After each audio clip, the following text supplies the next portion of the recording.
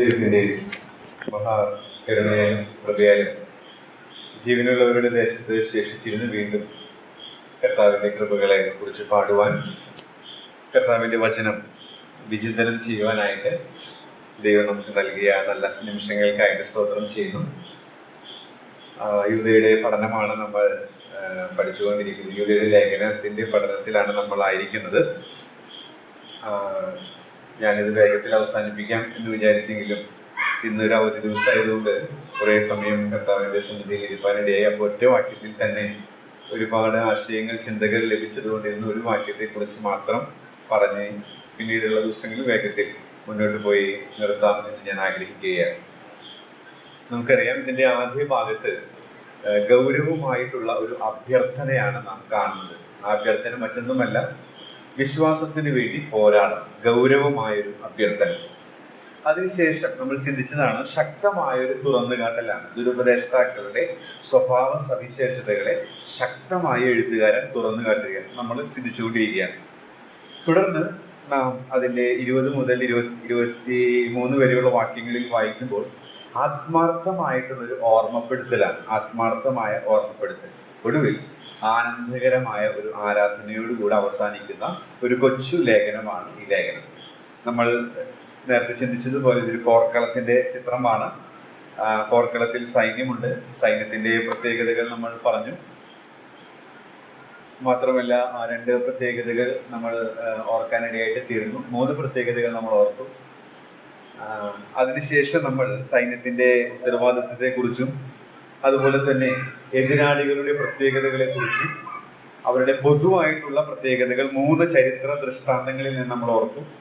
അതിനുശേഷം കഴിഞ്ഞ ആഴ്ചയിലെ സ്പെസിഫിക് ആയിട്ടുള്ള അവരുടെ പ്രത്യേകതകളെ കുറിച്ച് നമ്മൾ ചിന്തിച്ചു. ഇന്ന് ചരിത്രത്തിൽ നിന്ന് സ്പെസിഫിക് ആയിട്ടുള്ള പ്രത്യേകതകൾക്ക് 3 ഉദാഹരണങ്ങൾ ആണ് നമുക്ക് 11ാമത്തെ വാക്യത്തിൽ കാണാൻ സാധിക്കുന്നത്. ആ 11ാമത്തെ വാക്യത്തിൽ നിന്ന് മാത്രമാണ് ഇന്ന് ചിന്തിക്കാനായിട്ട് കർത്താവിൽ ശരണപ്പെടുന്നത്. അതിന് ആധാരമായിട്ട് നമുക്ക് 11ാമത്തെ വാക്യം നമുക്കൊന്ന് വായിക്കാം. അവർ കയ്യിന്റെ വഴിയിൽ നടക്കുകയും കൂലി കൊതിച്ച് ബിലയാമിന്റെ വഞ്ചനയിൽ തങ്ങളെ തന്നെ ഏൽപ്പിക്കുകയും കോരഹിന്റെ മത്സരത്തിൽ നശിച്ചു പോവുകയും ചെയ്തു. ഓക്കെ, ഇതിനോടകം ഒരുപാട് സന്ദേശങ്ങൾ നിങ്ങൾ കേട്ടിട്ടുള്ള വേദഭാഗം തന്നെ ആയിരിക്കും ഇത്. ഞാനും ഇന്ന് ഇതിലൂടെ ഒന്നുകൂടെ ദൈവത്തിന്റെ സന്നിധിയിൽ ഇരുന്നപ്പോൾ ലഭിച്ച ചില പ്രകാശനങ്ങൾ പൊതുപ്രയോജനത്തിനായിട്ട് പങ്കുവയ്ക്കുകയാണ്. നമ്മളപ്പോൾ ഇപ്പോൾ ചിന്തിക്കുന്ന തലക്കെട്ട് എന്ന് പറയുന്നത് തിരിച്ചറിയുക എന്നുള്ളതാണ്. 8 മുതൽ അവസാനം വരെ സത്യവിശ്വാസം മുറുകെ പിടിച്ച് വിശ്വസ്തരായവർ തിരിച്ചറിയുന്നവരാണ്. അപ്പൊ എന്താ തിരിച്ചറിയുന്നത് എന്നുള്ളത് നമ്മൾ ഓർക്കാനായിട്ട് ഇടയായിട്ട് തീർന്നു. തെറ്റായ ഉപദേശത്തിന്റെ അപകടമാണ് തിരിച്ചറിയുന്നത്. തെറ്റായ ഉപദേശം. അപ്പൊ തെറ്റായ ഉപദേശങ്ങളൊന്നും നമ്മൾ വായിക്കുമ്പോൾ കാണുന്നില്ലല്ലോ. നമുക്കറിയാം, തെറ്റായ ഉപദേശമാണ് തെറ്റായ ജീവിത ശൈലിയിലേക്ക് നയിക്കുന്നത്. അപ്പൊ തെറ്റായ ജീവിത ശൈലികളാൽ സമ്പന്നമാണ് നമ്മൾ വായിക്കുന്ന ഈ വേദഭാഗം. അപ്പൊ അതുകൊണ്ടാണ് ആ തിരിച്ചറിവ് എന്ന് പറയുന്നത്. ആദ്യത്തെ ഭാഗത്ത് 8 മുതൽ അതിന്റെ ഏകദേശം 16 വരെയുള്ള ഭാഗത്ത് തെറ്റായ ഉപദേശത്തിന്റെ അപകടമാണ്. പിന്നീട് ശരിയായ ഉപദേശത്തിന്റെ പ്രയോജനമാണ് നമ്മൾ കാണുന്നത്. ഒടുവിൽ ശരിയായ രീതിയിൽ ദൈവത്തിന്റെ പരിജ്ഞാനത്തെ കുറിച്ചിട്ടുള്ള കാര്യങ്ങളെ കുറിച്ച് പറഞ്ഞ്, ആ തിരിച്ചറിവിനെ കുറിച്ച് പറഞ്ഞ് ഈ ലേഖനം അവസാനിക്കുകയാണ്. ഇപ്പൊ നമ്മൾ ചിന്തിക്കുന്നത് തെറ്റായ ഉപദേശത്തിന്റെ അപകടം നമ്മൾ തിരിച്ചറിയും. എന്തായാലും തെറ്റായ ഉപദേശത്തിന്റെ അപകടം നമ്മൾ ഓർത്തു, കാഴ്ചയാൽ നടക്കുക എന്നുള്ളതാണ്. കാഴ്ചയാൽ നടക്കുക. ദൈവം നമ്മെ കുറിച്ച് ആഗ്രഹിക്കുന്നത് നമ്മൾ വിശ്വാസത്താൽ നടക്കണമെന്നുള്ളതാണ്. കാഴ്ചയാൽ നടക്കുന്നതിന്റെ എതിര് വിശ്വാസത്താൽ നടക്കുകയാണ്. അപ്പോൾ കാഴ്ചയാൽ നടക്കുന്നവരാണ് ഈ തെറ്റായ ഉപദേശം പഠിപ്പിക്കുന്നവർ എന്നുള്ളത് നാം ഓർക്കാനിടയായിട്ട് തീരുന്നു. അപ്പോൾ ഇങ്ങനെ വിശ്വാസത്തിൽ നടക്കുക എന്നുള്ളതും പ്രായോഗികമായി ഞാൻ പറയാനായിട്ട് ശ്രമിച്ചു. എന്താണ് ഈ കാഴ്ചയാൽ നടക്കുക എന്നുള്ളതിന്റെ അർത്ഥം? ഒരുപാട് അർത്ഥങ്ങൾ നമുക്ക് മനസ്സിലാക്കാൻ സാധിക്കുമെങ്കിലും കുറച്ചും കൂടെ ഈ ഭാഗത്തോട് യോജിച്ചു പോകുന്ന ഒരു ഡെഫിനിഷനായിട്ട് ഇതെനിക്ക് മനസ്സിലായി. നമ്മുടെ ഇന്ദ്രിയങ്ങൾക്ക് അനുസൃതമായി ജീവിക്കുക, നമ്മുടെ വികാരങ്ങൾക്ക് അടിമപ്പെട്ട് ജീവിക്കുക, ജഡത്തിനും മനോവികാരങ്ങൾക്ക് ഇഷ്ടമുള്ളതുപോലെ ജീവിക്കുക. ഇതാണ് കാഴ്ചയാൽ നടക്കുക എന്നുള്ളതിന്റെ അർത്ഥം. അതിന്റെ ലക്ഷണങ്ങളാണ് പിന്നീട് നമ്മൾ കഴിഞ്ഞ ആഴ്ച കണ്ടത്. കഴിഞ്ഞ ആഴ്ച 2-3 മിസ്റ്റേക്കുകൾ ഉണ്ടായിരുന്നു. അത് ഒന്ന് ആന്റിയും ഒന്ന് പീറ്ററും ചൂണ്ടിക്കാണിച്ചു, തിരുത്തിയിട്ടുണ്ട്, ക്ഷമിക്കണം. അപ്പോൾ ഈ കാഴ്ചയാൽ ജീവിക്കുന്നതിന്റെ ലക്ഷണങ്ങൾ നമുക്ക് കാണാനായിട്ട് സാധിച്ചു. അവർ ജഡത്തെ മലിനമാക്കും, അതുപോലെ തന്നെ കർത്തൃത്വത്തെ, മഹിമകളെ ദുഷിക്കും, കർത്തൃത്വത്തെ തുച്ഛീകരിക്കും. അതുപോലെ മീഖായേൽ, പ്രധാന ദൂതനായ മീഖായേൽ പോലും ദൈവത്തിന്റെ തന്റെ അധികാര പരിധി വിട്ട് ഒന്നും ചെയ്യാനായിട്ട് ശ്രമിക്കാതെ പരിപൂർണമായി ദൈവിക നിയന്ത്രണത്തിൽ, വിധേയത്വത്തിൽ, കീഴടങ്ങലിൽ ജീവിക്കുന്നു. എന്നാൽ ഈ ദുരുപദേഷ്ടാക്കന്മാരെ സംബന്ധിച്ച് അങ്ങനെ ഒരു വിധേയത്വം, കീഴ്പ്പെടുന്ന മനോഭാവം അവർക്കില്ല എന്നുള്ളത് ഓർത്തു. അതുപോലെ തന്നെ അവർ തങ്ങളെ തന്നെ വഷളാക്കുന്നവരാണ് എന്നുള്ളത് ഓർക്കാനിടയായിട്ട് തീർന്നു. ഇന്ന് 10ാമത്തെ വാക്യം വരെയാണ് നമ്മൾ അങ്ങനെ ചിന്തിച്ചത്. 11ാമത്തെ വാക്യത്തിൽ കാഴ്ചയാൽ ജീവിക്കുന്നതിന്റെ മറ്റൊരു ലക്ഷണം നമുക്ക് കാണാനായിട്ട് സാധിക്കും. അത് ശപിക്കപ്പെടുന്ന ഒരു അനുഭവമാണ്. അതിന് നമ്മെ സഹായിക്കുന്നത് ആദ്യത്തെ പദപ്രയോഗങ്ങളാണ്. അവർക്ക് അയ്യോ കഷ്ടം. ഈ അവർ എന്ന് ഉദ്ദേശിക്കുന്നത് തൊട്ടുമുകളിൽ പറഞ്ഞ ദുരുപദേഷ്ടാക്കന്മാരെ കുറിച്ചാണ്. അങ്ങനെ അവർക്ക് അയ്യോ കഷ്ടം എന്ന് പറയുമ്പോൾ നമുക്കറിയാം അതൊരു ശാപത്തിന്റെ ധ്വനിയാണ് നമ്മുടെ മനസ്സിൽ നൽകുന്നത്. നമ്മുടെ കർത്താവ് ഭൂമിയിലായിരുന്നപ്പോൾ പരീശന്മാരെ നോക്കി അയ്യോ കഷ്ടം എന്ന് പറഞ്ഞത് നമുക്ക് കാണാനായിട്ട് സാധിക്കുന്നുണ്ട് മത്തായി സുവിശേഷം 23-ാം അധ്യായത്തിൽ. അപ്പോൾ ഈ ദുരുപദേഷ്ടാക്കന്മാർ ശപിക്കപ്പെട്ടവരാണ്. അപ്പൊ നമുക്കറിയാം ആ ഭാഗം, ആ വാക്ക് നമ്മുടെ മനസ്സിലേക്ക് വരുമ്പോൾ തന്നെ കൊരിന്ത്യർ ലേഖനത്തിലേക്ക് നമ്മുടെ ചിന്ത പോകും. കൊരിന്ത്യർക്ക് എഴുതിയ 1-ാം ലേഖനം 16:22 നാം വായിക്കുന്നുണ്ട്, ആരാണ് ശപിക്കപ്പെട്ടവർ? കർത്താവിനെ സ്നേഹിക്കാത്തവൻ ഏവനും ശപിക്കപ്പെട്ടവൻ. അപ്പോ ദുരുപദേഷ്ടാക്കന്മാർക്ക് അയ്യോ കഷ്ടമാണ്. നമുക്കറിയാം യെശയ്യാ പ്രവചനത്തിലൊക്കെ നാം വായിക്കുന്നുണ്ട്, അത് അവരുടെ മേൽ വരുന്ന ന്യായവിധിയെ കുറിച്ച് ഓർത്തിട്ടാണ് നമ്മവിടെ വായിക്കുന്നത്. എന്നാൽ നമ്മെ സംബന്ധിച്ച് നാം തിരുവഴുത്തിൽ വായിക്കുമ്പോൾ ഈ ദുരുപദേഷ്ടാക്കന്മാർ അവർ കർത്താവിനെ സ്നേഹിക്കാത്തവർ. അപ്പൊ അതിൽ നിന്ന് നമുക്കൊരു പാഠം പഠിക്കാനുണ്ട്. ദുരുപദേഷ്ടാക്കന്മാർ കർത്താവിനെ സ്നേഹിക്കുന്നില്ല. ജഡത്തിനും മനോവികാരങ്ങൾക്ക് ഇഷ്ടമുള്ളത് ചെയ്ത് കാഴ്ചയാൽ നടക്കുമ്പോൾ നമ്മെ സംബന്ധിച്ച്, ശരിയായ ഉപദേശത്തിന്റെ വക്താക്കളായ നമ്മെ സംബന്ധിച്ച് കർത്താവ് നമ്മിൽ നിന്ന് ആഗ്രഹിക്കുന്നത് കർത്താവിനെ സ്നേഹിക്കണം എന്നുള്ളതാണ്.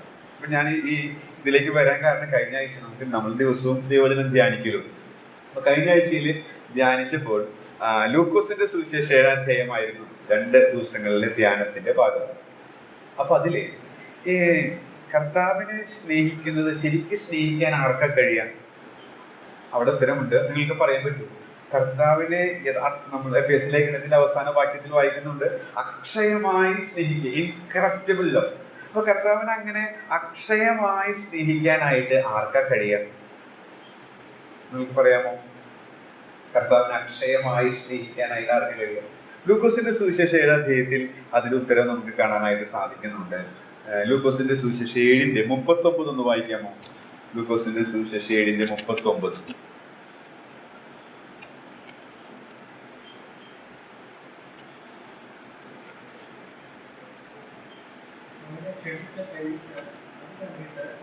സോറി, 43. 7:43. ക്ഷമിക്കണം, 7:43. 42-ന്റെ അവസാന ഭാഗം, 43-ന്റെ ആദ്യത്തെ ഭാഗം.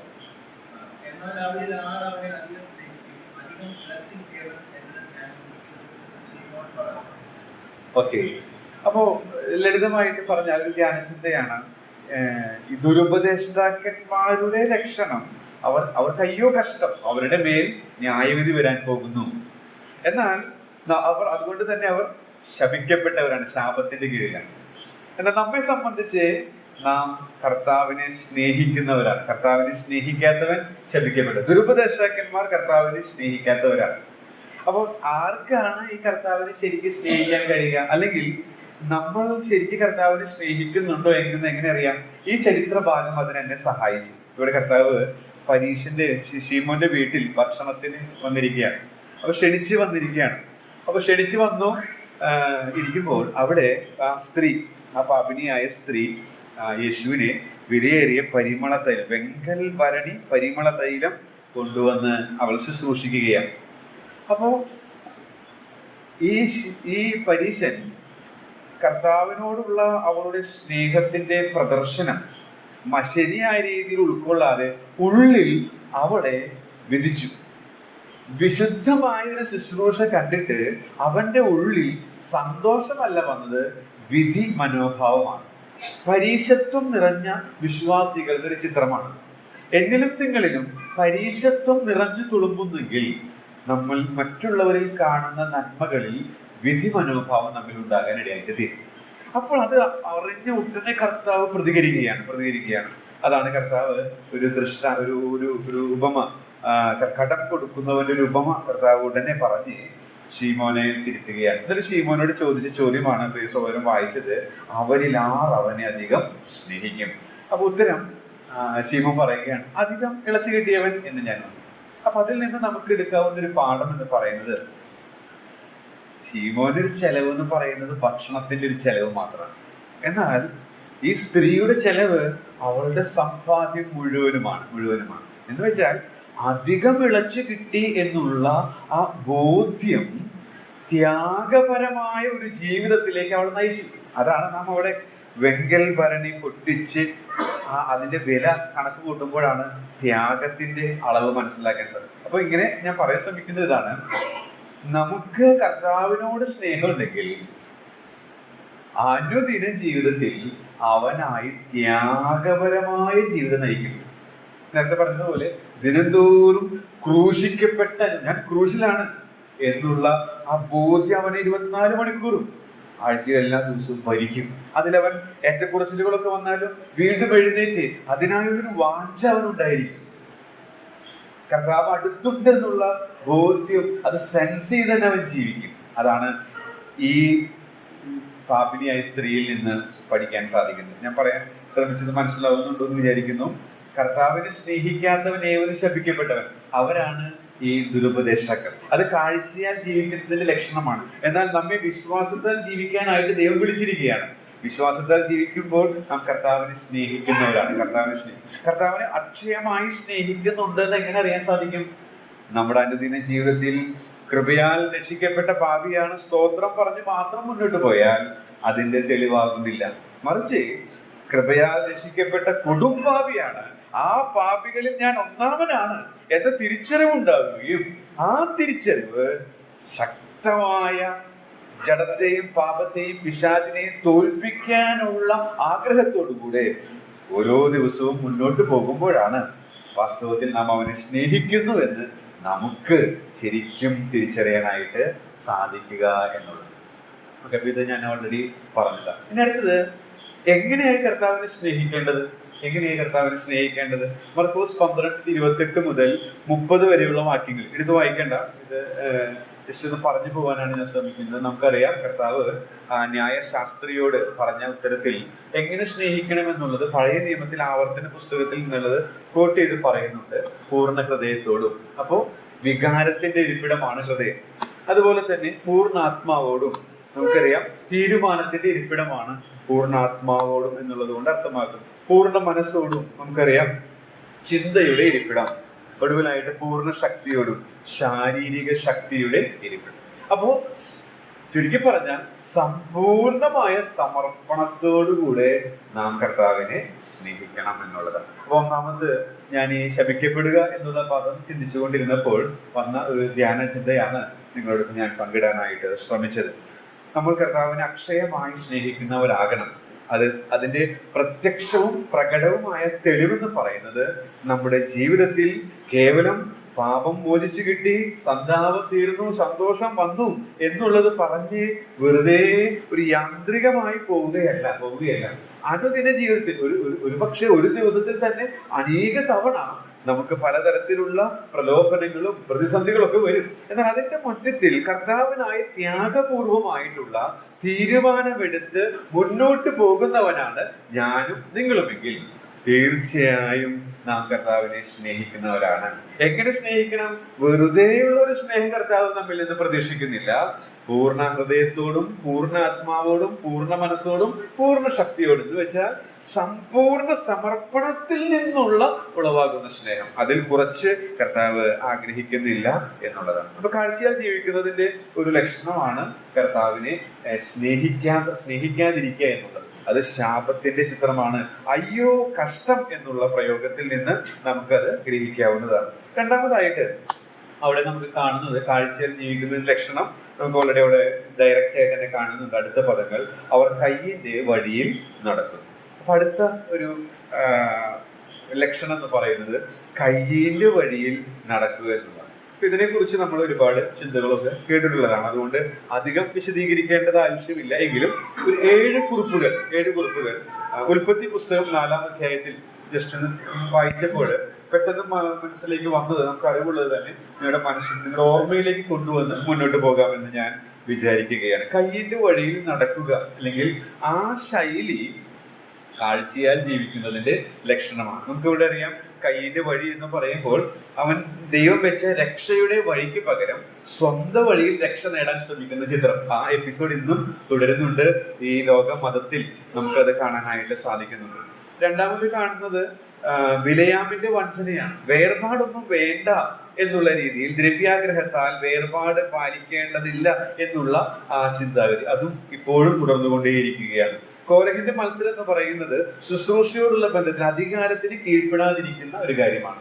അപ്പോ പൊതുവെ നേരത്തെ നമ്മൾ പറഞ്ഞു 7-ാം വാക്യത്തിൽ കണ്ട 3 ചരിത്ര ദൃഷ്ടാന്തങ്ങളും അതുപോലെ തന്നെ 11-ാം വാക്യത്തിൽ കാണുന്ന ഈ ദൃഷ്ടാന്തങ്ങൾക്കൊക്കെ പൊതു സ്വഭാവമാണുള്ളത്.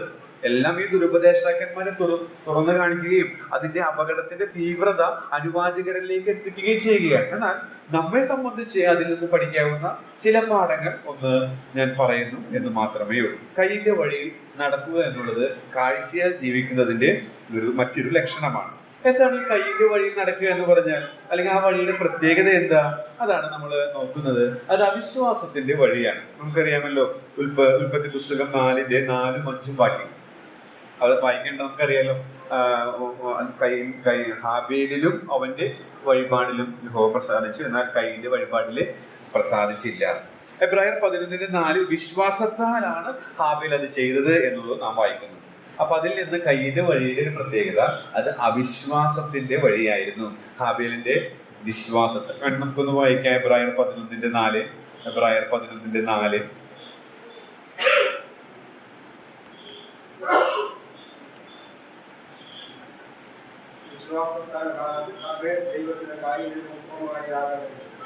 ഓക്കെ, അപ്പൊ വിശ്വാസത്താലാണ് ഹാബേല് ചെയ്തത്, എന്നാൽ കയ്യിൽ അതിനെതിരെ അവിശ്വാസത്തിന്റെ വഴിയായിരുന്നു. അപ്പോൾ നമ്മുടെ ജീവിതത്തിൽ അവിശ്വാസത്തിന്റെ വഴിയിലൂടെയാണ് നാം പോകുന്നതെങ്കിൽ ദുരുപദേഷ്ടാക്കന്മാരുടെ ആ പാത പിന്തുടരുകയാണ് നമ്മൾ ചെയ്യുന്നത്. രണ്ടാമത് നാം അവിടെ കാണുന്നത് അസൂയയുടെ വഴിയാണ്. അസൂയയുടെ വഴി ഉൽപ്പത്തി പുസ്തകം 4-ന്റെ 6 നമുക്കൊന്ന് വായിക്കാം. ഉൽപ്പത്തി 4-ന്റെ 6.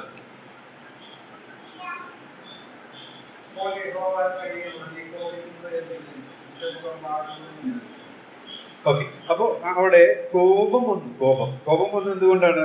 ഒരു താരതമ്യം അവിടെ വന്നു. ഹാബേലിന്റെ വഴിപാടിൽ ദൈവം പ്രസാദിച്ചു, എന്റെ ഇതിൽ പ്രസാദിച്ചില്ല.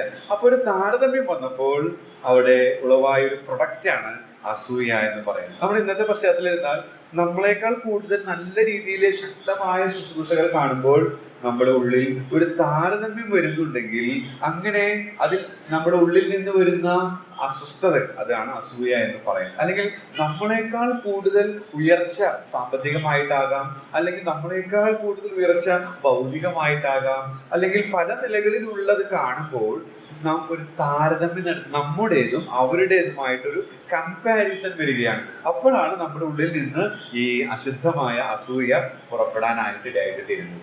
അപ്പൊ ഇത് ദുരുപദേഷ്ടാക്കന്മാരിൽ കുമിഞ്ഞു കൂടുന്നുണ്ട്. എന്നാൽ അതിന്റെ അംശം നമ്മിലുണ്ടെങ്കിൽ അത് നമ്മിൽ നിന്ന് അതിന് ജയിക്കേണ്ടത് നമുക്ക് ആവശ്യമാണ്. നമുക്കറിയാം, ഒറ്റയടിക്ക് ജയിക്കാൻ സാധിക്കില്ല. എന്നാൽ കൃപയാൽ ദൈവം നമ്മെ അതിന് സഹായിക്കും, ശക്തീകരിക്കും എന്നുള്ളതിന് യാതൊരു സംശയമില്ല. അസൂയയുടെ വഴി, കോപിച്ചു എന്നുള്ളതിൽ നിന്ന് നമുക്കത് മനസ്സിലാക്കാനായിട്ട് സാധിക്കുന്നുണ്ട്. അടുത്തത് 4-ന്റെ 7, ഉൽപ്പത്തി 4-ന്റെ 7 നാം വായിക്കുന്നത്, വായിക്കാമോ?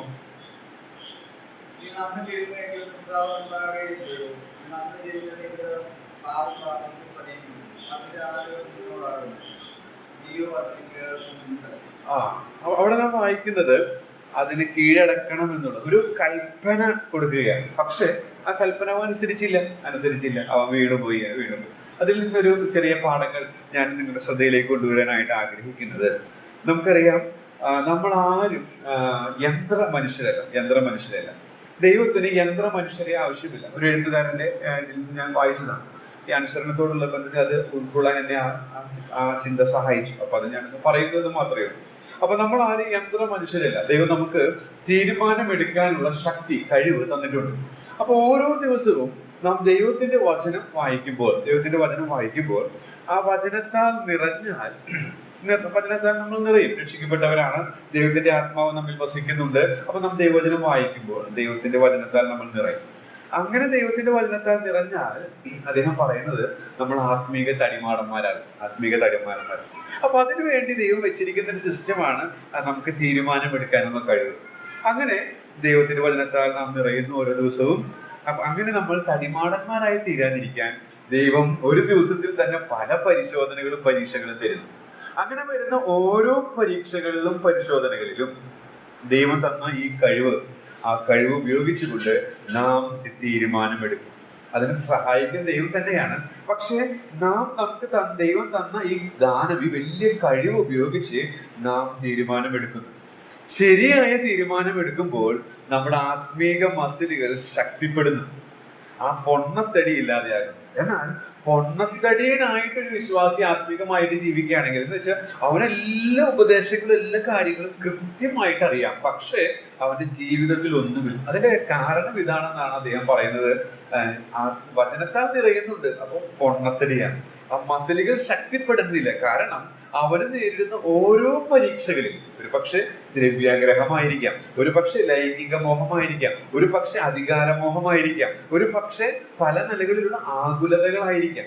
ഇങ്ങനെയുള്ള പല പരീക്ഷകൾ അവന് നേരിടുമ്പോൾ അവൻ അതിനോട് എതിർത്തു നിൽക്കുന്നില്ല. എതിർത്ത് നിൽക്കുമ്പോഴേ ദൈവത്തിൽ ആശ്രയിച്ച് അതിൽ ദൈവത്തിന്റെ സഹായത്താൽ, ദൈവത്തിന്റെ കൃപയാൽ അതിനെ എതിർക്കുമ്പോഴാണ് മസിലുകൾ ശക്തിപ്പെടുക. പക്ഷെ ഇന്ന് വിശ്വാസികളിൽ പലരിലും അത് നടക്കുന്നില്ല. അതുകൊണ്ട് ദൈവം പറഞ്ഞു, നമ്മൾ ആരും യന്ത്ര മനുഷ്യരായിരിക്കാൻ ദൈവം ആഗ്രഹിക്കുന്നില്ല. നമുക്ക് തന്നിരിക്കുന്ന ഇച്ഛാശക്തി ഉപയോഗിച്ചുകൊണ്ട് നാം ശരിയായ തീരുമാനങ്ങൾ എടുത്ത് മുന്നോട്ട് പോകണം. അപ്പോഴാണ് നാം വിശുദ്ധിയിൽ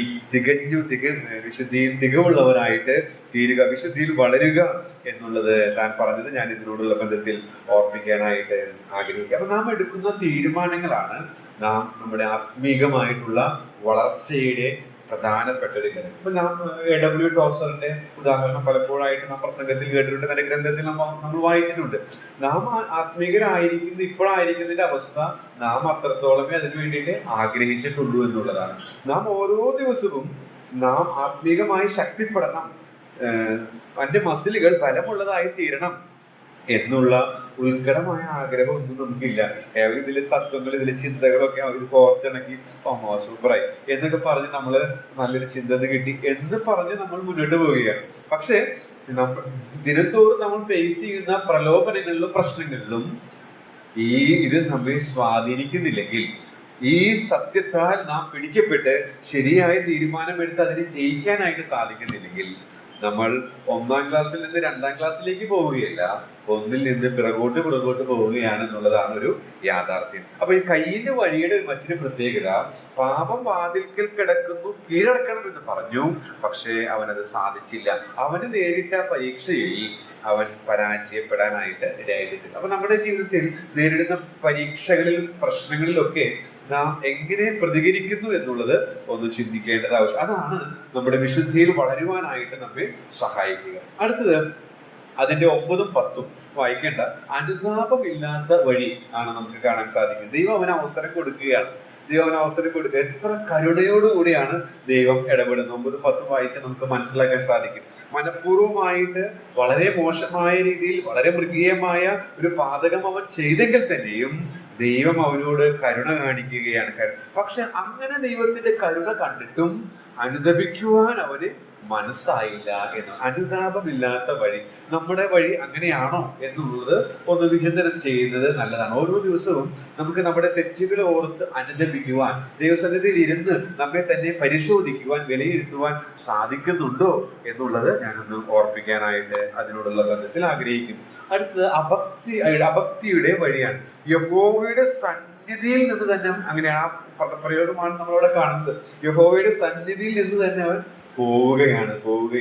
അപ്പൊ ദൈവത്തെ ഭയമില്ലാതെ, ദൈവിക ചിന്തയില്ലാതെ അവൻ പോകുന്ന ഒരവസ്ഥ. ഇന്ന് പലപ്പോഴും ഇതൊക്കെ കയ്യിന്റെ വഴിയാണ്, കാഴ്ചയാൽ നടക്കുന്നവരാണ്, ദുരുപദേഷ്ടാക്കന്മാരുടെ ചിത്രമാണെങ്കിലും ഇതിന്റെ ഒക്കെ ഓരോരോ അംശം നമ്മിലുണ്ട് എന്നുള്ളത് ദുഃഖകരമാണ്. അടുത്തത് അവനിയുടെ വഴി. അവനി എന്ന് വെച്ചാൽ ഭൂമി. നമുക്കറിയാം അവൻ കൃഷിക്കാരനായിരുന്നു. അപ്പൊ കൃഷിക്കാരൻ എന്ന് പറയുമ്പോൾ ഈ ലോകത്തിലായിരുന്നു അവന്റെ, ഈ ഭൂമിയിലാണ് കൃഷിക്കാരന്റെ ചിത്രം. ഇപ്പൊ ഞാൻ അവിടെ വിശദീകരിക്കേണ്ട ആവശ്യമില്ല. കൃഷിക്കാരന്റെ എപ്പോഴും ഉള്ള ആ ചിന്ത, കാര്യങ്ങളൊക്കെ ഈ ഭൂമിയിലുള്ള കാര്യങ്ങളിലാണ്. അപ്പൊ അവന്റെ ചിന്ത ഉൽപ്പത്തി പുസ്തകം 4:17 മുതൽ 24 വരെ സംസ്കാരങ്ങളൊക്കെ ഉടലെടുക്കുന്നതും അതുവരെ അവർ അറിഞ്ഞു തിരിഞ്ഞ് നടക്കുന്നവരായിരിക്കും. കൂടാരം അടിച്ചു. കയ്യിന്റെ വംശ പാരമ്പര്യത്തെ കുറിച്ച് നാം വായിക്കുമ്പോൾ മനസ്സിലാക്കാൻ സാധിക്കും. ഞാനത് വിശദീകരിക്കുന്നില്ല. അപ്പോൾ ഈ ലോകത്തിൽ ചിന്ത പതിപ്പിച്ചവനായിരുന്നു അവൻ. അല്ലാതെ ഉയരത്തിലുള്ളത് ചിന്തിക്കാൻ അവന് സാധിച്ചില്ല. അവനിയുടെ വഴി, അതായത് ലോകത്തിൽ കോൺസെൻട്രേറ്റ് ചെയ്യുന്ന ഒരു ചിന്ത വഴിയായിരുന്നു. മാത്രമല്ല അതിരുകളില്ലാത്ത വഴി. ഈ ഭാഗം തന്നെയാണ് അത് ഓർമ്മിപ്പിക്കുന്നത്. അതിരുകളില്ല എന്ന് പറയുന്നത് ഇടുക്കുവഴി, ജീവനിലേക്ക് പോകുന്ന വാതിൽ ഇടുക്കവും വഴി ഞെരുക്കവും ഉള്ളതാണ്. പക്ഷെ അവൻ തിരഞ്ഞെടുത്തത് അതിരുകളില്ലാത്ത വിശാലമായ വഴിയായി. കർത്താവ് പറഞ്ഞു ഇടുക്കുവഴിയാണ് നല്ലത്, അതാണ് ഏറ്റവും ബെസ്റ്റ്. പക്ഷെ അത് ചുരുക്കം ആളുകൾക്ക് അത് കണ്ടെത്തുകയുള്ളൂ. പക്ഷെ കയ്യിനെ സംബന്ധിച്ച് അങ്ങനെയുള്ള വഴിയിൽ പോകാൻ അവൻ ഇഷ്ടപ്പെട്ടില്ല.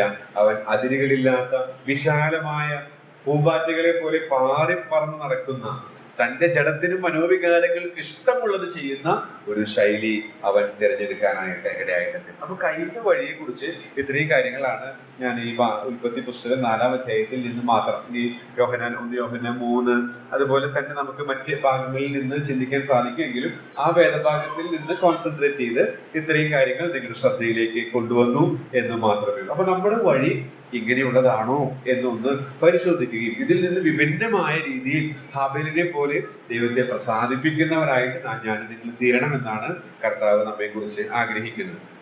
അടുത്തതായിട്ട് കാഴ്ചയാൽ നടക്കുന്നവരുടെ ജീവിക്കുന്നതിന്റെ മറ്റൊരു ലക്ഷണം നമുക്ക് കാണാനായിട്ട് സാധിക്കുന്നത് ആ 11-ാം വാക്യത്തിൽ കാണുന്ന അടുത്ത പ്രയോഗങ്ങളാണ്. അവർ കയ്യോ കഷ്ടം, അവർ കയ്യിന്റെ വഴിയിൽ നടക്കുകയും കൂലി കൊതിച്ച് ബിലിയാമിന്റെ വഞ്ചനയിൽ തങ്ങളെ തന്നെ ഏൽപ്പിക്കും. അപ്പോൾ അടുത്ത ആശയം എന്ന് പറയുന്നത് അവിടെ തന്നെ നാം വായിക്കുന്നു, ബിലയാമിന്റെ വഞ്ചനയിൽ തങ്ങളെ തന്നെ ഏൽപ്പിക്കുക.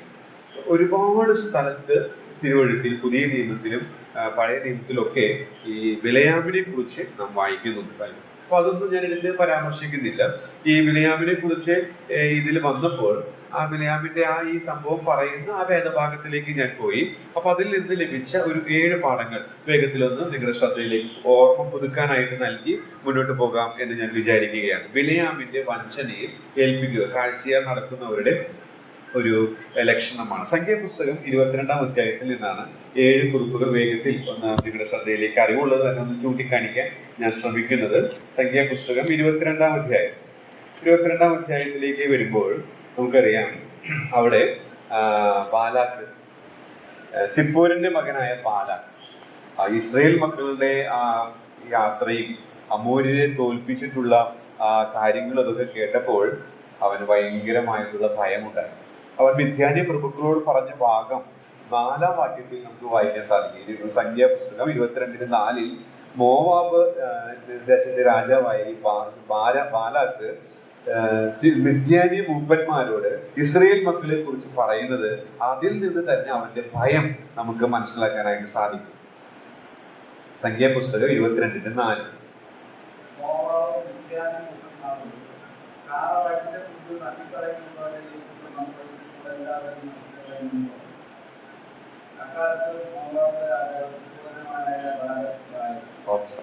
അപ്പൊ ഈ കാള വയലില് പുല്ല് നക്കിക്കളയുന്നത് പോലെ ഈ കൂട്ടം നമ്മുടെ ചുറ്റുമുള്ള എല്ലാവരെയും നക്കിക്കളയും എന്ന് പറഞ്ഞ് ഒരു രാജ്യത്തിലെ രാജാവ് ഭയചകിതനായി നിൽക്കുന്ന രംഗമാണ്. അപ്പോ അവരെ ശപിക്കാനായിട്ട്, ഇങ്ങനെ വളരെ ജയാളികളായിട്ട് വരുന്ന ആ സൈന്യത്തെ അല്ലെങ്കിൽ ആ രാജ്യത്തെ, ആ കൂട്ടരെ ശപിക്കാനായിട്ട് ബാലാക്ക് ബിലയാമിനെ വിളിക്കുകയാണ്. അതാണ് 22-ാം അധ്യായത്തിൽ നമുക്ക് കാണാൻ സാധിക്കുന്നത്. അപ്പൊ അതിൽ നിന്ന് ഒരു 7 പാഠങ്ങൾ നമ്മുടെ ആത്മീക വർദ്ധനവിന് ഉതകുന്നത് ഒന്ന് നിങ്ങളുടെ ശ്രദ്ധയിലേക്ക് കൊണ്ടുവരാനായിട്ട് ആഗ്രഹിക്കുകയാണ്. നമുക്കറിയാം ഈ ഈ വചനങ്ങളൊക്കെ നമ്മുടെ ഈ ആത്മീക പാഠങ്ങൾ നമ്മൾ പഠിക്കുന്നത് അത് നമ്മൾ കൂടുതൽ കരുത്തുള്ളവരാകാൻ, മുൻകരുതലെടുക്കാനായിട്ട്, ചില മുന്നറിയിപ്പുകളായിട്ടൊക്കെയാണ് അത് നമ്മുടെ ജീവിതത്തിൽ ഇടവരുത്തേണ്ടത്. ഇതൊക്കെ വെറുമൊരു കെട്ടുകഥകളല്ല, ചരിത്രത്തിൽ സംഭവിച്ച കാര്യങ്ങളാണ്. എന്നാൽ ആ ചരിത്രത്തിൽ സംഭവിച്ച കാര്യങ്ങൾ നാം ഇന്ന് ചിന്തിക്കുമ്പോൾ, പഠിക്കുമ്പോൾ അതിൽ നിന്ന് ചില മുൻകരുതലുകൾ നമുക്ക് എടുക്കാൻ സാധിക്കും. ചില പ്രത്യേകത വിഷയങ്ങൾ നമുക്ക് പഠിക്കാൻ സാധിക്കും. ചില മുന്നറിയിപ്പുകൾ നമുക്ക് അതിൽ നിന്ന് ലഭിക്കും എന്നുള്ളതാണ്. അപ്പോൾ അങ്ങനെ ഈ ബിലയാമിന്റെ ചരിത്രത്തോടുള്ള ബന്ധത്തിൽ എനിക്ക് ലഭിച്ച ചില മുൻകരുതലുകൾ, മുന്നറിയിപ്പുകൾ, ചില പാഠങ്ങൾ നിങ്ങളുമായിട്ടൊന്ന് വേഗത്തിൽ പങ്കുവയ്ക്കാമെന്ന് ഞാൻ ആഗ്രഹിക്കുകയാണ്. അപ്പൊ ബിലയാമിന്റെ വഞ്ചനയിൽ ഏൽപ്പിക്കുക എന്ന് പറയുന്നത് ദുരുപദേഷ്ടാക്കളുടെ ഒരു പ്രത്യേകതയാണ്, കാഴ്ചയിൽ നടക്കുന്നതിന്റെ ലക്ഷണമാണ്. അതിൽ ഒന്നാമത്തെ ഒരു കാര്യം എന്ന് പറയുന്നത് 22-19 വാക്യം നമുക്ക് വായിക്കാം. സംഖ്യാപുസ്തകം 22-19.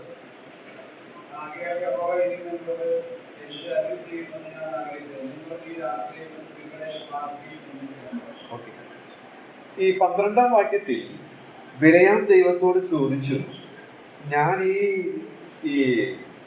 സൈന്യത്തെ ശമിക്കാനായിട്ട്, നിന്റെ ജനത്തെ ശമിക്കാനായിട്ട് പോകട്ടെ എന്നുള്ള രീതിയിലെ കാര്യങ്ങൾ ചോദിച്ചു. ദൈവം വളരെ വ്യക്തമായി 12-ാം വാക്യത്തിൽ 22-12 മറുപടി കൊടുത്തു. ദൈവം ബിലയാമിനോട്, നീ അവരോട് കൂടെ പോകരുത്, ആ ജനത്തെ ശപിക്കുകയും അരുത്, അവർ അനുഗ്രഹിക്കപ്പെട്ടവരാകുന്നത് കൽപ്പിച്ചു. അപ്പൊ വളരെ വ്യക്തമായി ദൈവത്തിന്റെ ആലോചന ലഭിച്ചു. പക്ഷെ അങ്ങനെ ആലോചന ലഭിച്ചിട്ടും അവൻ 19-ാം വാക്യത്തിൽ നാം വായിക്കുന്നത്, ആകയാൽ യഹോവ ഇനിയും എന്നോട് എന്ത് കളിച്ചു. അപ്പോ ഒന്നാം ഘട്ടം കുറെ പൈസയും സമ്മാനങ്ങളൊക്കെ ആയിട്ട് ബാലാക്ക് അയച്ചു. അപ്പോഴാണ് ദൈവത്തോട് ചോദിച്ചപ്പോൾ കിട്ടിയ റെസ്പോൺസ് ആണ് 12-ാം വാക്യം.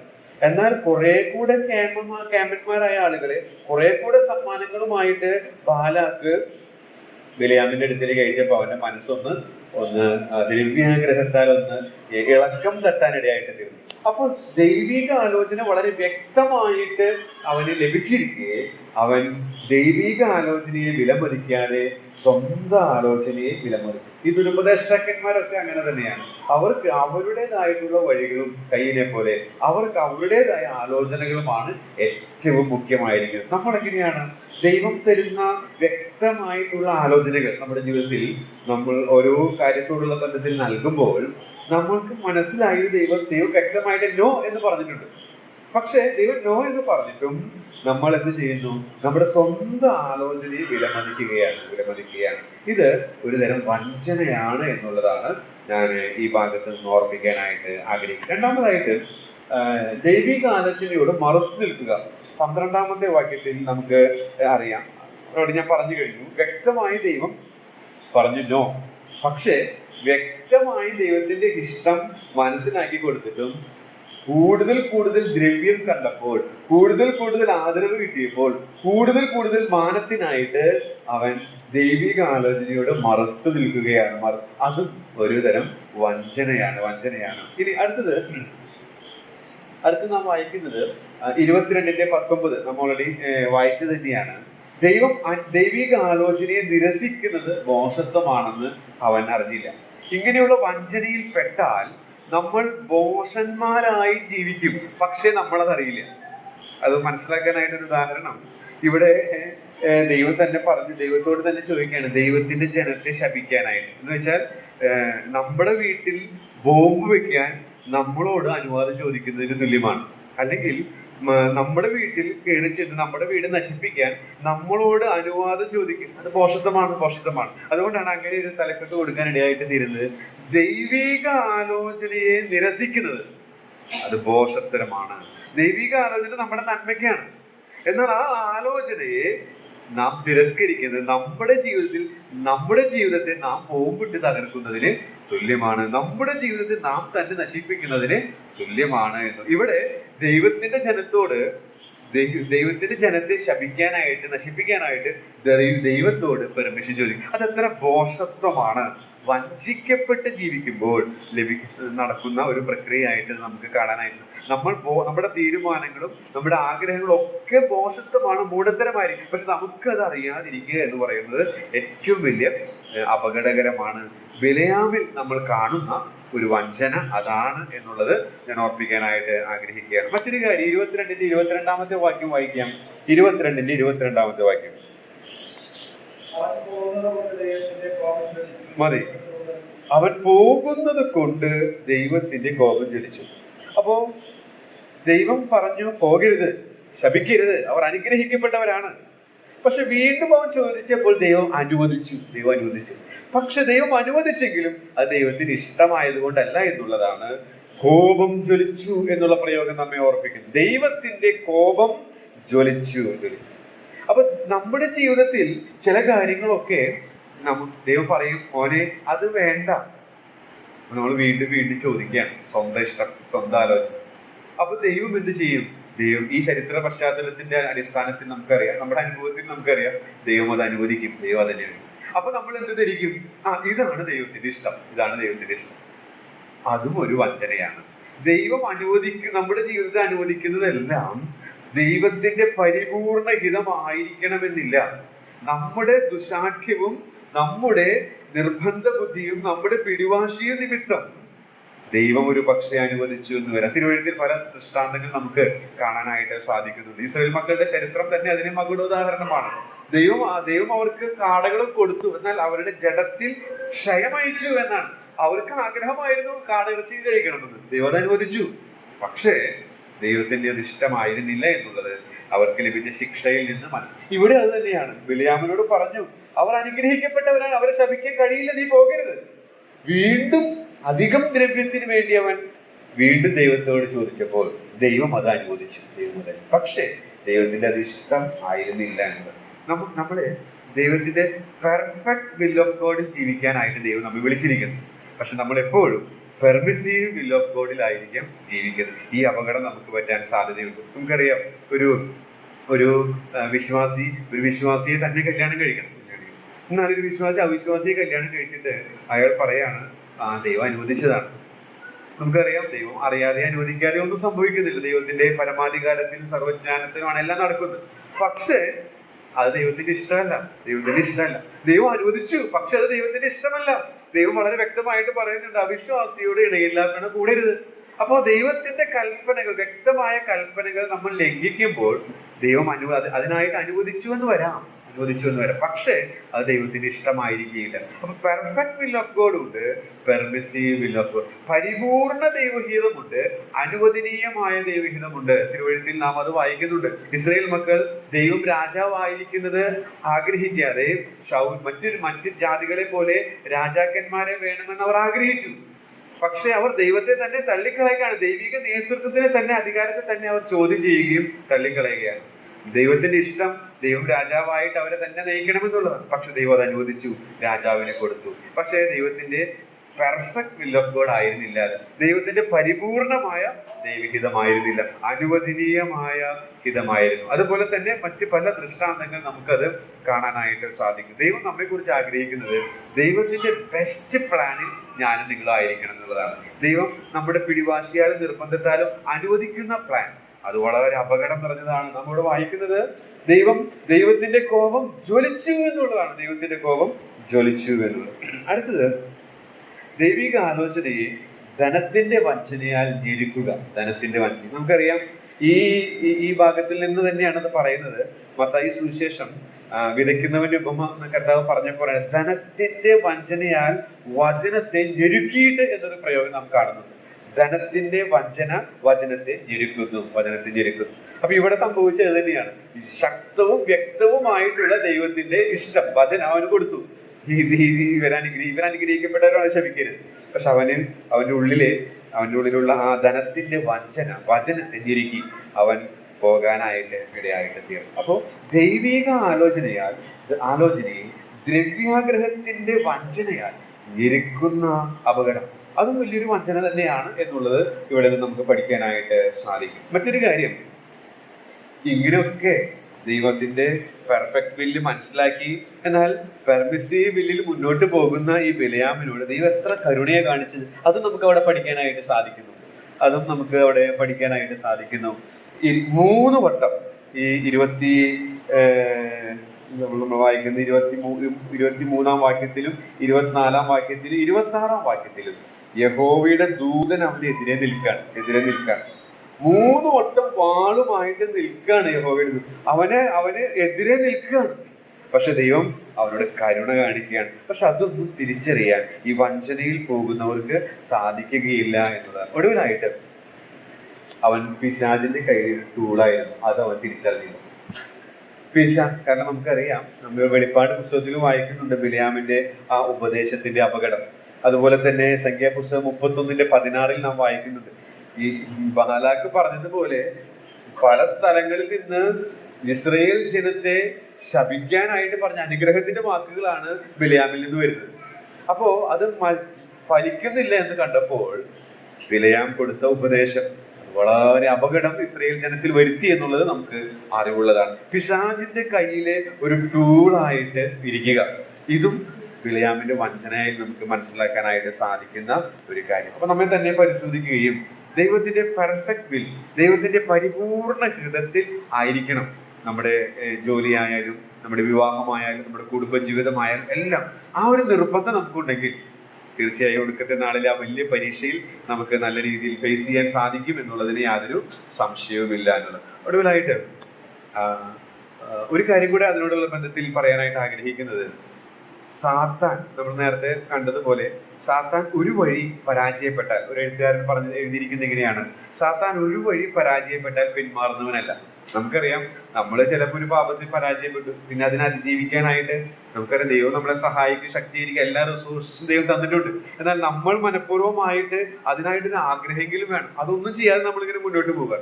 പക്ഷെ സാത്താനെ സംബന്ധിച്ച് അവനൊരു വഴി പരാജയപ്പെട്ടാൽ അവൻ പിന്മാറുകയില്ല, വേറെ 1000 വഴികളാൽ നമ്മെ തോൽപ്പിക്കുന്നത്. അദ്ദേഹം എഴുതിയത് അങ്ങനെയാണ്: സാത്താൻ ഒരു വഴി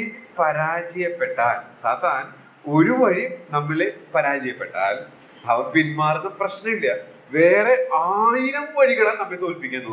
അതുകൊണ്ട് ഈ വഞ്ചനയിൽ പെട്ടുപോകാതിരിക്കാനായിട്ട് നാം സൂക്ഷിക്കേണ്ടത് ഓരോ ദിവസവും ഓരോ നിമിഷവും വളരെ അനുപേക്ഷണീയമാണെന്നുള്ളത് ഇത് നമ്മെ പഠിപ്പിക്കുന്ന ഒരു യാഥാർത്ഥ്യമാണ്. ഒടുവിലായിട്ട് നാം അവിടെ വായിക്കുന്നത്, കാഴ്ചയാൽ ജീവിക്കുന്നതിന്റെ മറ്റൊരു ലക്ഷണമായിട്ട് അവിടെ വായിക്കുന്നത് കോരഹിന്റെ മത്സരത്തിൽ നശിക്കുക എന്നുള്ളതാണ്. യൂദയുടെ ലേഖനം 1-11 വാക്യത്തിൽ നാം വായിക്കുന്നുണ്ട്, കോരഹിന്റെ മത്സരത്തിൽ നശിച്ചു പോകുകയും ചെയ്യും.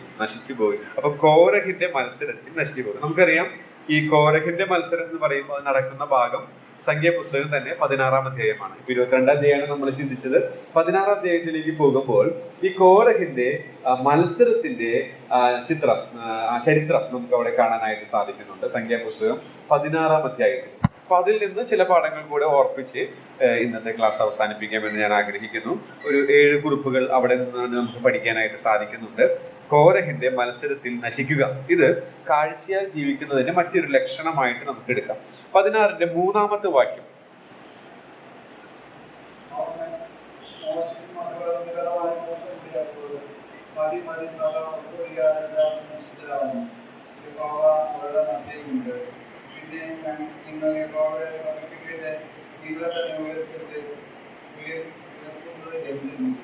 ഓക്കെ, അപ്പോ അവിടെ കോരഹിൽ നിന്ന് നമുക്ക് കാണാൻ സാധിക്കുന്നത് സ്വന്തം അധികാരത്തിനും പ്രശസ്തിക്കുള്ള ആഗ്രഹമാണ്. സ്വന്തം അധികാരത്തിനും പ്രശസ്തിക്കാൻ മോശയ്ക്ക് അഹരോന് വിരോധമായൊരു കൂട്ടം കൂടി. അപ്പൊ അതിന് മുൻപ് തന്നെ അവർ പ്ലാൻ ചെയ്തിട്ടുണ്ട്. കാരണം അതിന് ന്യായമായ ചില കാരണങ്ങൾ മാനുഷികമായിട്ട് നമുക്ക് ഈ ചരിത്ര പശ്ചാത്തലത്തിൽ നമുക്ക് അറിയാൻ സാധിക്കും. കാരണം രൂബേൻ ഗോത്രക്കാരായ നാഥാൻ അബീറാമിനെ പിടിച്ചിട്ടുണ്ട്. അപ്പൊ ഇവരൊക്കെ സമാഗമന കൂടാരത്തിന്റെ അയൽവാസികൾ അടുത്തടുത്ത് താമസിക്കുന്നവരാണ്. അപ്പൊ അവരടുത്തടുത്ത് താമസിക്കുന്നു. മാത്രമല്ല, ഈ കോരഹിൽ എന്ന് പറയുമ്പോൾ ലേവ്യ ഗോത്രത്തിൽപ്പെട്ടവരാണ്. കെഹാത്തിലാണ് സമാഗമന കൂടാരത്തിലെ ശുശ്രൂഷകൾ അവർക്കുണ്ട്. പക്ഷെ അഹരോനെ പോലെ പൗരോഹിത്യം ലഭിച്ചില്ല. അപ്പൊ ഒരേ കുടുംബക്കാരാണ്, പൗരോഹിത്യം ലഭിച്ചില്ല. മാത്രമല്ല, ഈ ദേവാലയത്തിലെ മറ്റു ശുശ്രൂഷകളൊക്കെ ചെയ്യുകയാണ്. അപ്പോ അഹരോൻ മഹാപുരോഹിതന്റെ വസ്ത്രവും മാർപതക്കവും അതൊക്കെ ഇട്ട് വരുമ്പോ സൊസൈറ്റിയിൽ അല്ലെങ്കിൽ ആ ദൈവജനത്തിൽ നിന്ന് കിട്ടുന്ന ആ ഒരു മതിപ്പ്, അഹരോന്റെ സ്റ്റാറ്റസ്, ഇതൊക്കെ കോരഹിന്റെ ഉള്ളിൽ അത് അസ്വസ്ഥത ജനിപ്പിച്ചു. അപ്പൊ അവൻ അയൽവാസികളെ, അതായത് രൂബേൻ ഗോത്രത്തിൽ, അപ്പൊ നമുക്കറിയാലോ അവര് തെക്ക് ഭാഗം വടക്ക് ഭാഗം അങ്ങനെ സമാഗമന കൂടാരത്തിന് ചുറ്റും വർഷങ്ങളിലായിട്ട് ഈ ഗോത്രങ്ങൾ പാർക്കുന്നുണ്ട്. അപ്പൊ അവരുടെ അടുത്ത ഭാഗത്ത് താമസിക്കുന്ന രൂപൻ ഗോത്രക്കാരുമായിട്ടുള്ള ഇടപഴകി അങ്ങനെ അതിൽ നിന്നൊരു സംഘത്തെ അവന്റെ പക്ഷം ചേർക്കാനായിട്ട് സാധിച്ചു എന്നുള്ളതാണ്. അങ്ങനെ അവർ ആ കൂടാരത്തിന് ശക്തമായിട്ട് ഇങ്ങനെ മുന്നോട്ട് പോയി. ആ ദിവസം വന്നപ്പോൾ അത് പൊട്ടിത്തെറിച്ചു. അതാണ് 3-ാമത്തെ വാക്യത്തിൽ വായിക്കുന്നത്. അപ്പൊ എന്തുകൊണ്ടാണ് ഇങ്ങനെയൊക്കെയുള്ള കാര്യം വരാൻ കാരണം? എനിക്കും വേണം അധികാരം, എനിക്കും വേണം അഹരോന് ലഭിക്കുന്നത് പോലെ, മോശയ്ക്ക് ലഭിക്കുന്നത് പോലെയുള്ള പ്രശസ്തി, ഇങ്ങനെയുള്ള ആഗ്രഹം ഇതാണ് മത്സരത്തിലേക്ക് നയിച്ചത് എന്നുള്ളത്. നമ്മിൽ ഇതുണ്ടെങ്കിൽ മുളയിലെ നുള്ളിക്കളയേണ്ടത് ആവശ്യമാണ്. ഇല്ലെങ്കിൽ അത് വളരെ കയ്പിന്റെ വേര് ദൈവസഭയിൽ മുളപ്പിക്കാൻ ഇടയായിട്ട് തീരും. അത് വലിയ അപകടത്തിലേക്ക് നയിക്കും എന്നുള്ളതിന് യാതൊരു സംശയവുമില്ല. അത് മത്സരത്തിന് ഇടയാക്കും, അത് സഭ ചിഹ്ന ഭിന്നമാകാൻ ഇടയായിട്ട് തീരും എന്നുള്ളതിന് സംശയമില്ല. അടുത്ത് 3-ാമത്തെ വാക്യത്തിൽ നിന്ന് തന്നെ മറ്റൊരു കാര്യം മനസ്സിലാക്കാൻ സാധിക്കുന്നത്, ദൈവം ഏൽപ്പിച്ചതിൽ തൃപ്തിയില്ല. കെഹാത്യരാണ് സമാഗമന കൂടാരത്തിൽ ശുശ്രൂഷകൾ മറ്റു ഗോത്രങ്ങൾക്കില്ലാത്തത് അവർക്ക് ലഭിച്ചിട്ടുണ്ട്. അപ്പൊ അതിൽ അവർക്ക് തൃപ്തിര്. തങ്ങളെ ഏൽപ്പിച്ച കാര്യങ്ങളിൽ തൃപ്തിയില്ല. അംഗീകാരം ജനത്തിൽ നിന്ന് കിട്ടുന്നത് എന്താണോ അതിന് വേണമെന്നുള്ള ഒരു ആഗ്രഹം. ഇതും വലിയൊരു അപകടമാണ്. ഇതൊക്കെ നമ്മിലൊക്കെ ഉണ്ട്. പക്ഷെ അത് തിരിച്ചറിഞ്ഞ് അതിനെ നശിപ്പിക്കാനായിട്ട് സാധിച്ചാൽ ക്രിസ്തീയ ജീവിതം കൂടുതൽ സന്തോഷമുള്ളതായിട്ട് തീരും. കുറെ പ്രശ്നങ്ങളിൽ നമുക്ക് ഒഴിവുള്ളവരായിട്ട് തീരാൻ നമുക്ക് ഇടയായിട്ട് തീരും. ഇനി അടുത്തത് സംഖ്യ 16-ന്റെ 4-ാമത്തെ വാക്യം. 34 അല്ല കേട്ടോ, 4. സംഖ്യ പുസ്തകം 16-ന്റെ 4. ഓക്കെ, മതി. ഇത് കേട്ടപ്പോൾ മോശെ കവിണ്ണു വീണു. അപ്പൊ അതിൽ നിന്ന് നമുക്ക് പഠിക്കാൻ സാധിക്കുന്നത്, നമുക്കറിയാം ഈ മരുപ്രയാണത്തിൽ മോശ എത്ര വട്ടം കവിണ്ണെടുത്ത്. ഇതിനെ കുറിച്ചൊരു എഴുത്തുകാരെ എഴുതിയിരിക്കുന്നത് ഇങ്ങനെയാണ്: സ്വർഗത്തിൽ ചെന്നാൽ നമുക്ക് മോശയെ പെട്ടെന്ന് തിരിച്ചറിയാൻ സാധിക്കും. കമന്റ് ആയിട്ടാണ് കൊടുത്തിരിക്കുകയാണ്. കാരണം ഇത്രയും 40 വർഷത്തിൽ ഇത്രയും തവണ ആള് കവിണ് വീണിട്ടുണ്ടെങ്കിൽ ആളുടെ മൂക്ക് ചൈനീസുകാരുടെ അല്ലെങ്കിൽ ജപ്പാൻകാരുടെ മൂക്ക് പോലെ. അപ്പൊ പെട്ടെന്ന് തന്നെ നമുക്ക് തിരിച്ചറിയാൻ പറ്റുന്നതാണ് ഒരു കമന്റേറ്റർ പറഞ്ഞിരിക്കുന്നത്, തമാശയായിട്ട് എന്ന് വെച്ചാൽ. പക്ഷെ അതിൽ നമുക്ക് പഠിക്കാനുള്ള പാഠം എന്താണ്? ഇത് കേട്ടപ്പോ മോശ കവിണ്ണു. അത് ദൈവഭയത്തിന്റെ ചിത്രമാണ്. ദൈവസഭയിൽ ഇങ്ങനെയൊരു അനർത്ഥം വരികയാണ്, ഇങ്ങനെയൊരു കയ്പിന്റെ വേര് വളരെ ശക്തമായിട്ട് കണ്ടപ്പോൾ ദൈവത്തെ വാസ്തവമായിട്ട് ഭയപ്പെടും, ദൈവത്തിന് മുമ്പായി കവിണ്ണു വീഴുന്ന. പക്ഷെ ഇത് ആർക്കും സാധിച്ചില്ല. ഇത് പലവട്ടം ഈ കോരഹൊക്കെ കണ്ടിട്ടുണ്ടായിരിക്കും. പക്ഷെ അവന് ദൈവഭയമില്ലായിരുന്നു എന്നുള്ളത് മോശയുടെ ദൈവഭയത്തിൽ നിന്നുള്ള ആ പ്രകടനത്തിൽ നിന്ന് അവൻ പഠിച്ചില്ല എന്നുള്ളതാണ്. മറ്റൊരു കാര്യം നമുക്ക് കാണാനായിട്ട് സാധിക്കുന്നത് 16-ന്റെ 13, സംഖ്യാപുസ്തകം 16-ന്റെ 13 ഞങ്ങൾ വരികയില്ല. എന്താ അതിൽ നിന്ന് മനസ്സിലാക്കുന്നത്? ദൈവിക അധികാരത്തിന് വിധേയപ്പെടാതിരിക്കുക, കീഴ്പ്പെടാൻ മനസ്സില്ല. ഈ ദുരുപദേഷ്ടാക്കന്മാരിലൊക്കെ എപ്പോഴും കാണുന്ന ഒരു പ്രത്യേക പ്രവണത തന്നെയാണ് കീഴ്പ്പെടാൻ മനസ്സില്ല എന്നുള്ളത്. മാത്രമല്ല സങ്കീർത്തനം 68-ന്റെ 6 അതൊന്ന് വായിക്കാം. സങ്കീർത്തനം 68-ന്റെ 6. ഈ അനുഭവത്തെ കുറിച്ച് സങ്കീർത്തനകാരൻ എഴുതിയിരിക്കുന്നതാണ്. സങ്കീർത്തനം 68-ന്റെ 6 നാം വായിക്കുന്നത്: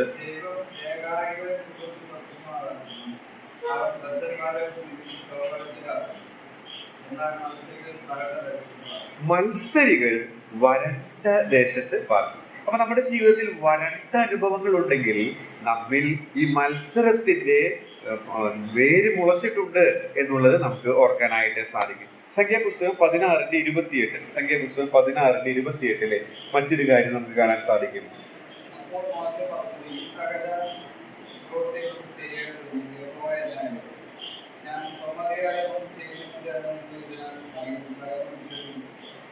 ഓക്കെ, അപ്പോ മോശ പറയുകയാണ്, വളരെ ഉള്ളു നൊന്ത് വളരെ വേദനിച്ചിട്ടാണ് താനത് ജനത്തോട് അവരോട് പറയുന്നത്. പക്ഷെ ഇതൊക്കെ കണ്ടിട്ടും കോരഹിനൊരു കുലുക്കവുമില്ല. അവനൊരു മനം തിരിയാനായിട്ട്, നമ്മൾ നേരത്തെ കയ്യിനോട് ദൈവം കരുണ കാണിച്ചു, മനം തിരിയാൻ അവന് മനസ്സ് വന്നില്ല. ബിലയാമിനോട് ദൈവം 3 വട്ടം കരുണ കാണിച്ചു, മനം തിരിയാൻ അവന് മനസ്സ് വന്നില്ല. ഇവിടെ മോശ വളരെ ഉള്ളം നൊന്ത് ആ ജനത്തോട് പറയുന്നത് അവർ കേട്ടിട്ടും നമുക്കറിയാം, ഹൃദയം കഠിനപ്പെട്ടു പോയാൽ നമുക്ക് ആത്മീക അന്ധത വ്യാപിക്കും. കാര്യങ്ങളെ ദൈവം കാണുന്നത് പോലെ കാണാൻ സാധിക്കില്ല, ശരിയായ രീതിയിൽ തിരിച്ചറിയുകയില്ല. നാം കാഠിന്യമുള്ള മത്സരികളായിട്ട് തീരുമെന്നുള്ളതിന് യാതൊരു സംശയവുമില്ല എന്നുള്ളതാണ്. മാത്രമല്ല 31-ൽ നമുക്ക് അവർക്ക് ലഭിച്ച ശിക്ഷയെ കുറിച്ച് കാണാൻ സാധിക്കും. ദൈവക്രോധം വിളിച്ചു വരുത്തുന്നതാണ് മത്സരം എന്നുള്ളത്. അപ്പോൾ ഈ കാര്യങ്ങളാണ് ഞാൻ ഇന്ന് പറയാനായിട്ട് ആഗ്രഹിച്ചത്. കോരഹിന്റെ മത്സരം. നമ്മിൽ ഇങ്ങനെയൊക്കെ കാര്യങ്ങളുണ്ടോ? സ്വന്തം അധികാരം, പ്രശസ്തിക്ക് വേണ്ടിയിട്ടുള്ള ആഗ്രഹം, ദൈവം ഏൽപ്പിച്ചത് തൃപ്തരാകാതിരിക്കുന്ന അവസ്ഥ, ദൈവഭയമില്ലാത്ത അവസ്ഥ, ദൈവാധികാരത്തിന് കീഴ്പ്പെടാൻ കഴിയാത്ത അവസ്ഥ, വരണ്ട അനുഭവത്തിൽ ജീവിക്കുന്ന അവസ്ഥ,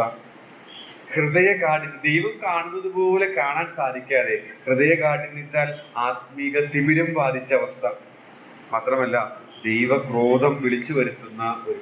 അപ്പോൾ ഇങ്ങനെയുള്ള കാര്യങ്ങൾ നമ്മുടെ ജീവിതത്തിലുണ്ടോ എന്ന് പരിശോധിച്ച് നോക്കി നാം കാഴ്ചയാൽ നടക്കാതെ വിശ്വാസത്താൽ നടക്കുവാൻ ദൈവത്തിന്റെ ആത്മാവിനെയും നിങ്ങളെയും സഹായിക്കുമാറാണ്.